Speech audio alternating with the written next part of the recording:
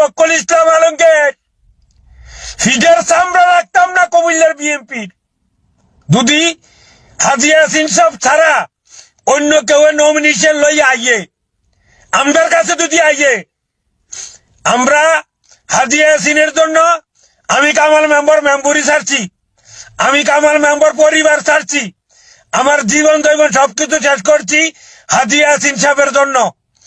আর কুমিল্লার গণমানুষের নেতা যদি নমিনেশন না পায় তাহলে কুমিল্লার বিএনপি আর বিএনপি থাকবে না, এটা মনে রাখবেন।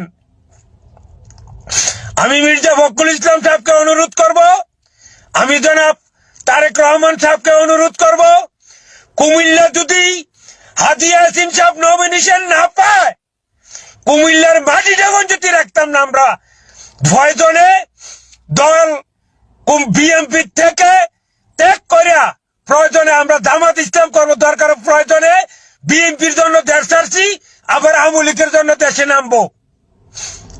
আমরা কারোর 2 টাকা খাইয়া আমরা কারোর রাজনীতি করি নাই।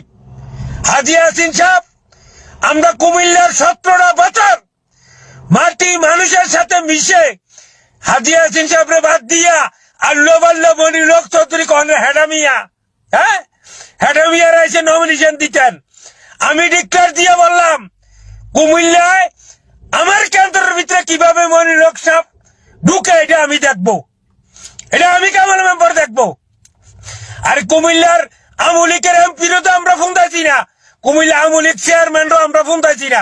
তবে আবার কুমিল্লায় কিভাবে হাজী ইয়াসিন সাহেব যদি নমিনেশন না পায় তো দেখবেন কুমিল্লার বিএনপি আর বিএনপি থাকবে না, এটা আপনারা মনে রাখেন।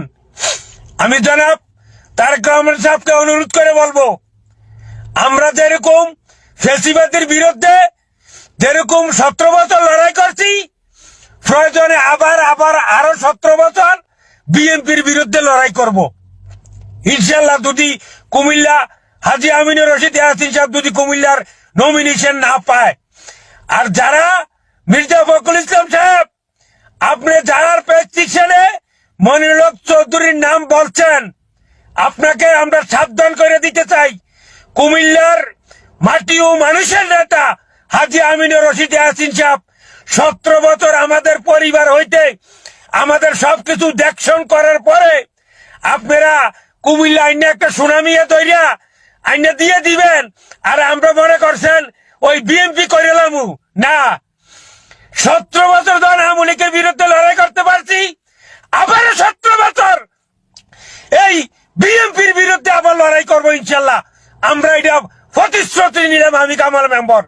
যদি হাজী ইয়াসিন সাহেবকে নমিনেশন না দেওয়া হয় তাহলে ইনশাল্লাহ হাজী আমিনুর রশিদ ইয়াসিন সাহেবের জন্য রাজনীতি করতে গিয়া 17 বছর নির্যাতিত মামলা হামলায় সম্মুখীন হয়েছি, তা আবারও ইনশাল্লাহ কুমিল্লা বিএনপি কে ধ্বংস করার জন্য আবার আমরা 17 বছর জিহাদ ঘোষণা করিলাম ইনশাল্লাহ, মনে রাখবেন।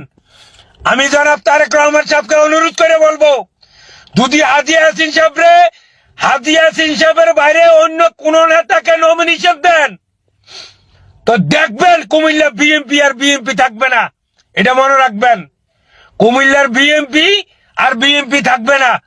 আমি কিছুদিন আগে বারবার লাইভে বলতাম যে হাজী ইয়াসিন সাহেবের বিরুদ্ধে এবং উচ্চবরে ষড়যন্ত্র করতে আছে, তো আজকে আমার কথা প্রমাণ পাইছেন না? আজকে আমার কথা প্রমাণ।